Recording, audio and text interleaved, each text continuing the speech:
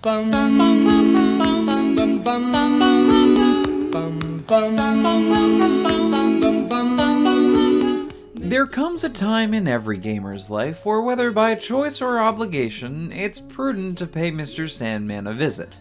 As everyone knows, however, that's easier said than done. Once you do jump into that nest of blankets, the real battle can actually be falling asleep. If only it were so easy to just fall into bed, count some sheep, and close our eyes, we'd all surely be bright-eyed and bushy-tailed in the morning regardless of how late we stayed up, right? Well, perhaps with our gamer powers we can remedy this. What if there are games that might actually help you with the process of falling asleep? Games that help shut the thinker down, or at least distract you from tossing and turning in a dark room with only your thoughts to distract you. Over the past couple of months, I've looked into which games help me wind down or lull me to bed, and I'd like to share my findings.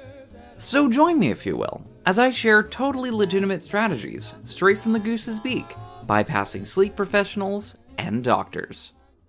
Now, before I explain my choices, I do want to bring up 3 categories of titles we'll probably want to avoid.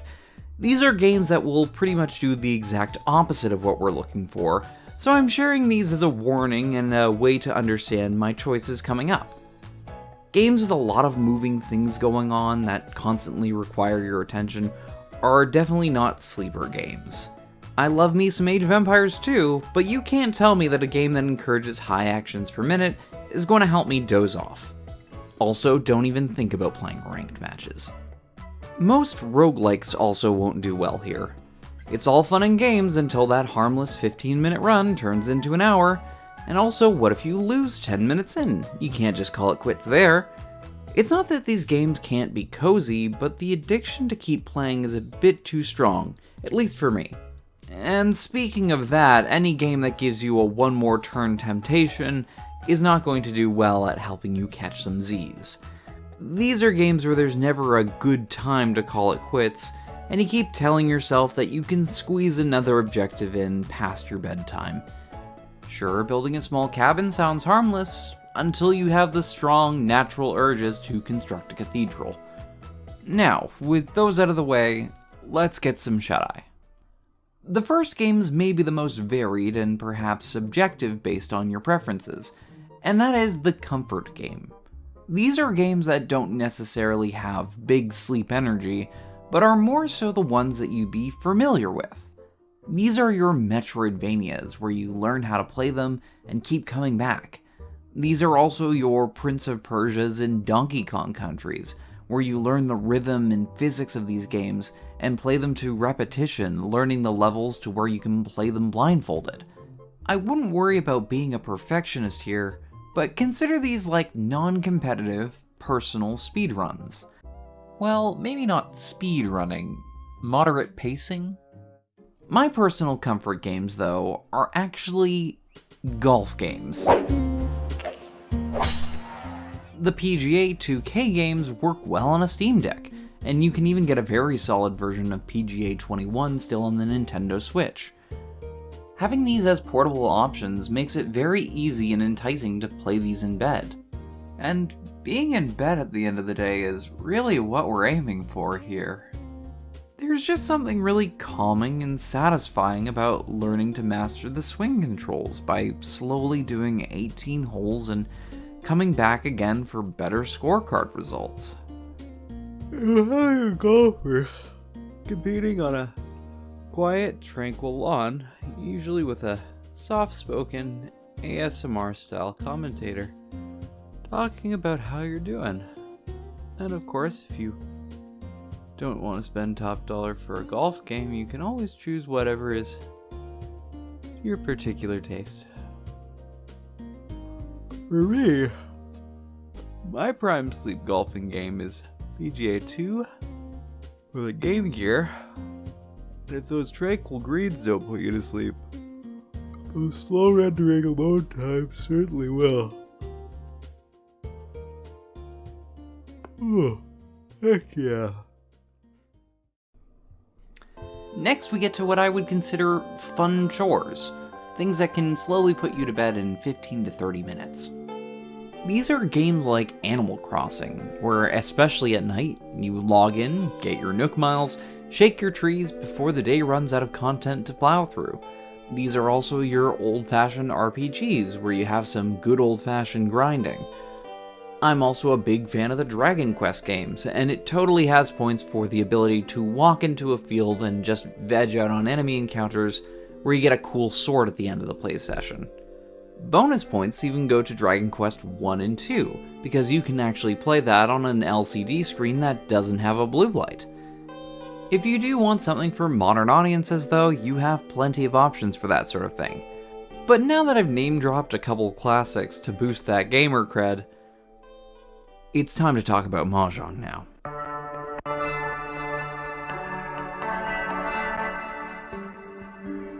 Mobile game ads don't work on me. I would normally say, but maybe it might have. As I was doing a late night streak save on my Duolingo, I got an ad about a solitaire Mahjong game for seniors that apparently helps you sleep. I wouldn't consider myself old in body, but perhaps I'm old at heart, since I downloaded it, played it, and continue to play it before bed. To those who have never played solitaire Mahjong, imagine the satisfaction of building a jigsaw puzzle or snapping together a Lego set, then inverting it slowly, chipping away until you've cleared the board of pieces. You still need to be strategic in order to not run out of valid matches, but it's very straightforward and it's far more brainless compared to Mahjong proper, and that's not a bad thing in the slightest. A usual game of solitaire Mahjong lasts very little time, and as I've seen with Vita Mahjong on mobile, it's a pleasant nightly ritual before I find myself coming back to it, a satisfying grumble after a tile is cleared. If you're looking for other options on other platforms, there's also Clubhouse Games,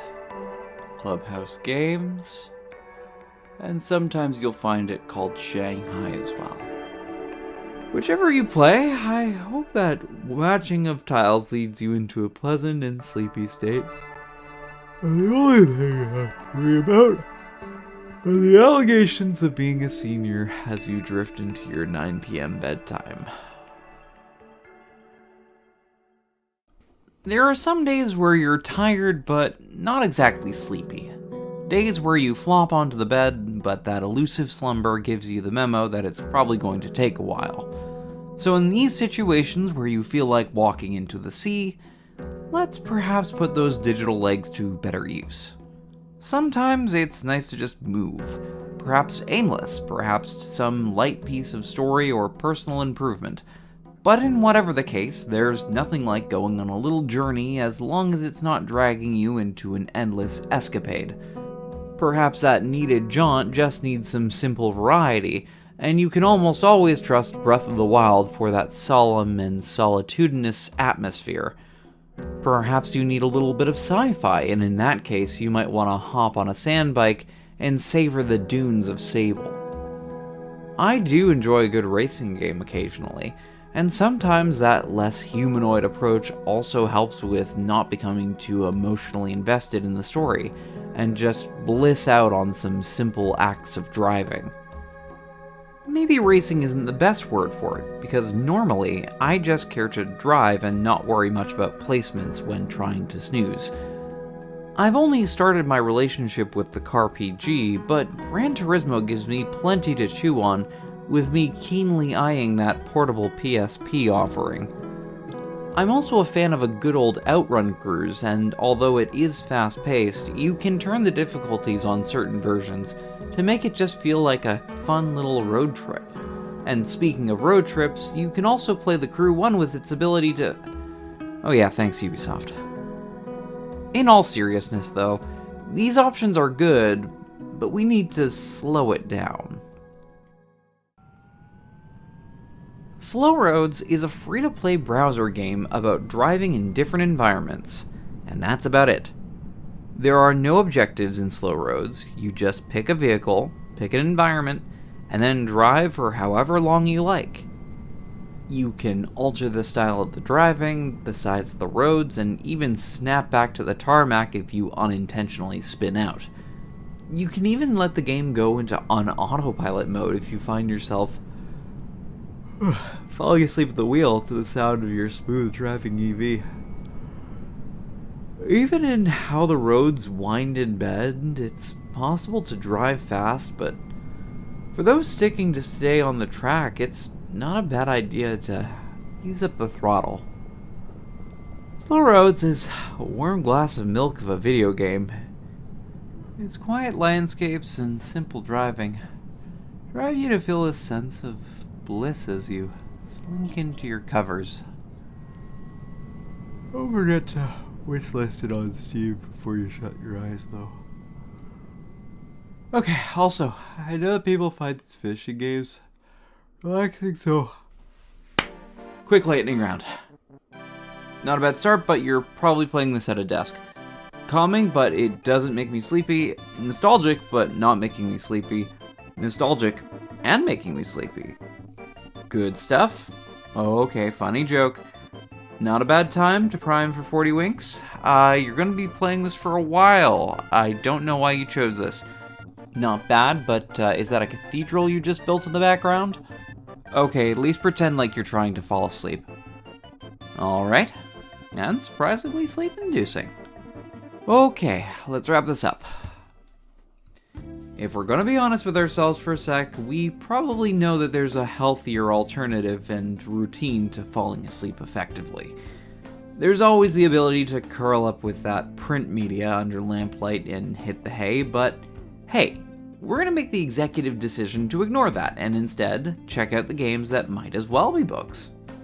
We're not exactly looking for word count here, but titles that give you the feeling of reading a book while using elements that you can only get in video game form.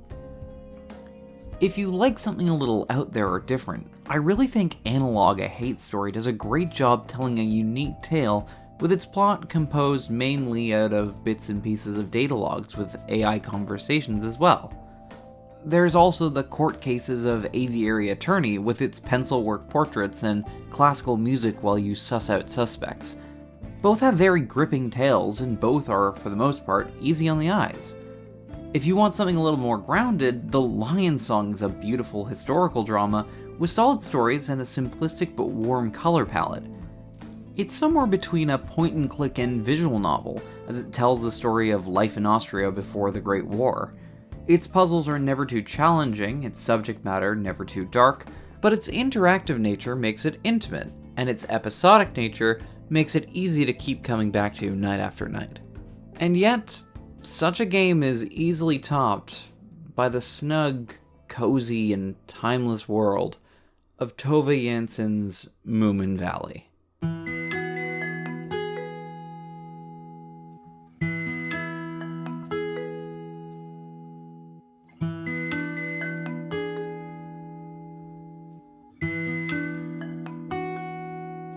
According to HowLongToBeat.com, you can complete Snufkin Melody of Moomin Valley in 4 hours, but I spent dozens of nights playing it because I really just kept falling asleep while playing.